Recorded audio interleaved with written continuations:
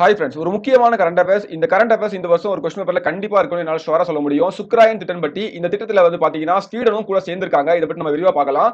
இந்திய பிரதமரின் ஸ்வீடன் அதிகாரப்பூர்வ பயணத்தின் போது இந்திய விண்வெளி ஆராய்ச்சி நிறுவனமும், அதாவது இந்திய விண்வெளி ஆராய்ச்சி நிறுவனம் இஸ்ரோவும் ஸ்வீடன் தேசிய விண்வெளி முகமை ஸ்வீடன் நேஷனல் ஸ்பேஸ் ஏஜென்சி இணைந்து இந்தியாவின் சுக்ரன் திட்டத்தில் ஸ்வீடன் பங்கேற்பதற்கான அந்த புரிந்துணர்வு ஒப்பந்தத்துல கையெழுத்திட்டு இருக்காங்க. ஓகேங்களா? இது ஒரு முக்கியமான கரண்ட் அஃபேர்ஸா மாறுது. இந்த சுக்ராயன் திட்டம்னா ஃபர்ஸ்ட் என்ன அப்படின்னு பாத்தீங்கன்னா, இதோடைய அதிகாரப்பூர்வ பெயர் வந்து பாத்தீங்கன்னா வீனஸ் ஆர்பிட்டர் மிஷன். ஓகேங்களா? அதான் வந்து இதோடைய பேர். நம்ம வந்து சுக்ராயன் அப்படின்னு சொல்றோம். நம்ம வந்து சந்திராயன், மங்கள்யான், அதே மாதிரி இது வந்து சுக்ராயன் அப்படின்னு சொல்றோம். ஓகேங்களா? சோ சுக்ராயன் அப்படின்றது இது வெள்ளிக்கோளை ஆய்வு செய்வதற்காக இந்தியா மேற்கொள்ளும் முதல் பிரத்யேக விண்வெளி ஆய்வு திட்டம். சுக்ராயன் அப்படின்னா வெள்ளி விண்கலம் அப்படின்றது பெயர். ஓகேங்களா? சோ மங்கள்யான் என்னது செவ்வாய்க்கான விண்கலம் அப்படிதானே. சோ சந்திராயன் என்ன சந்திரனுக்கான விண்கலம் இல்லையா?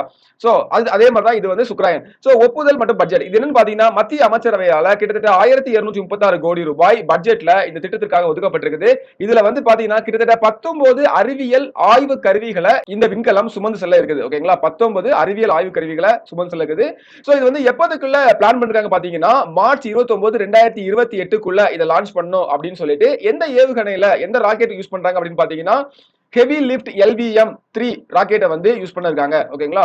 சோ அதே மாதிரி பாத்தீங்கன்னா பயண காலம் கிட்டத்தட்ட இங்க இருந்து ரீச் ஆவதற்கு 112 நாட்கள் ஆகும்னு சொல்றாங்க. இது வந்து மார்ச் 2028, அதாவது மார்ச் 29 2028ல ஆரம்பிச்சுச்சுன்னா ஜூலை 19 2028 அன்னைக்கு வெள்ளியினுடைய சுற்றுப்பாதையை சென்றடையும். கிட்டத்தட்ட 112 நாட்கள் ஆகுது. ஓகேங்களா?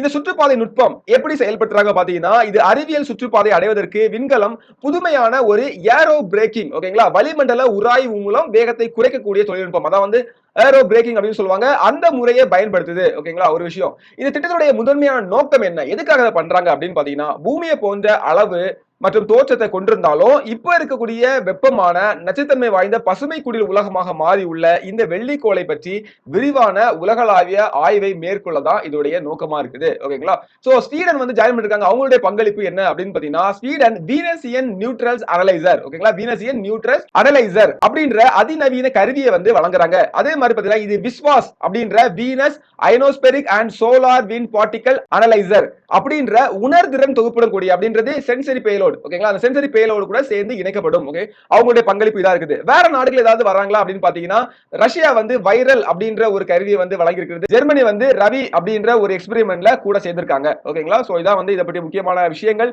உங்களுக்கு பிரயோஜனமா இருக்கும் நம்புறேன். ஃபாலோ பண்ணிக்கோங்க.